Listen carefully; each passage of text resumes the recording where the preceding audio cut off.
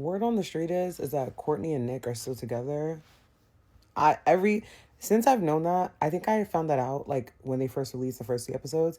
Ever since I've been watching all these episodes trying to understand how, I still don't get it. I'm not gonna hold you, I still don't get it. Like they're getting ready for the group dinner and he's asking her questions about like past relationships, like when she typically like her time frame and like physical intimacy. And mind you, from the way I perceived it, the man was not talking about sex. Like he was just saying like hand holding, cuddling, like I was like smaller forms of intimacy, of physical intimacy. She was like, I'm gonna fuck you within a year. Like, you don't have to worry about that. And I was like, oh, like even Nick seemed like, oh, like ain't nobody ever said that. Like her mind jumps so far ahead.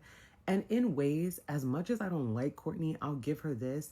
Some of her insecurities are very human, and your girl do be relating because sometimes in the past, I'm delivered.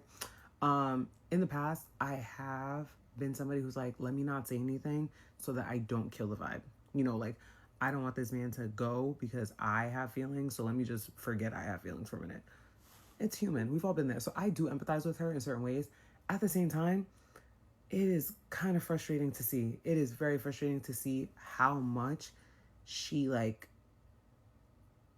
her mind meddles in this relationship. To be honest, I'm going to call myself out on this. I feel like if I liked her as a person, maybe I would be a little bit more tolerant of it. But I think because she's, to me, an unlikable person, it's irritating to watch. I am glad in this conversation, Nick asked her, do you feel like you're ready for a romantic relationship? Like the way this is causing you such serious stress. And like, I personally do think that Courtney, I was gonna call her Nikki, that Courtney should have gone to therapy before doing this. Like she should have done deep therapy before she came on a show like this or before she even thought about getting married.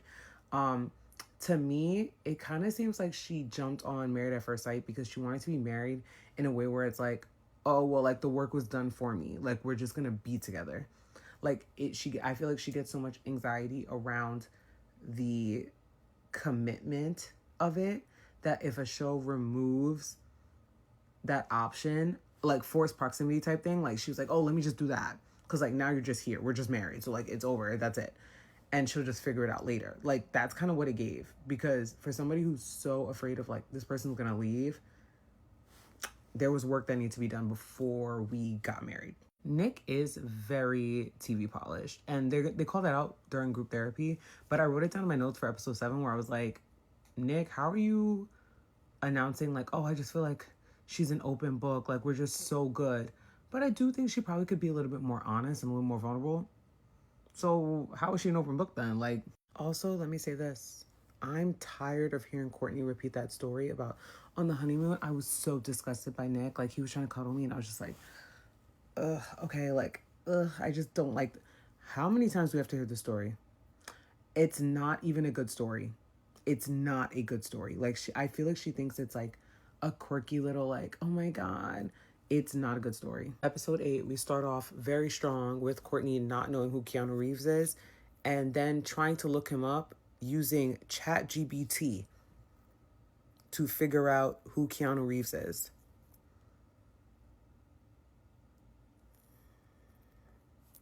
Can't make it up. Episode 8, they're like going to Oregon to visit our family. She wants her family to basically hate him. They love him. She's annoyed. The way she kept talking up her family and also seeing her family, all of them interact, I wrote in my notes, they were there. They were there at that Capitol. Yeah. Yeah. Yeah. Now, episode 9, let me say this, Dr. Lisa, you ate that. Because it is true. We're all looking at Courtney because hers is the louder insecurity. But Nick, what do you got going on? Like, what are you thinking about that has nothing, like, about yourself? Like, what are your fears? What are you thinking about? What's going on in your mind? And he's like, I have to think on that one. And she's like, yeah, bullshit answer. Bullshit answer. I love that Paul was like, you're trying to self-edit. You've been on reality TV. You're trying to say something for a good clip. Speak for real.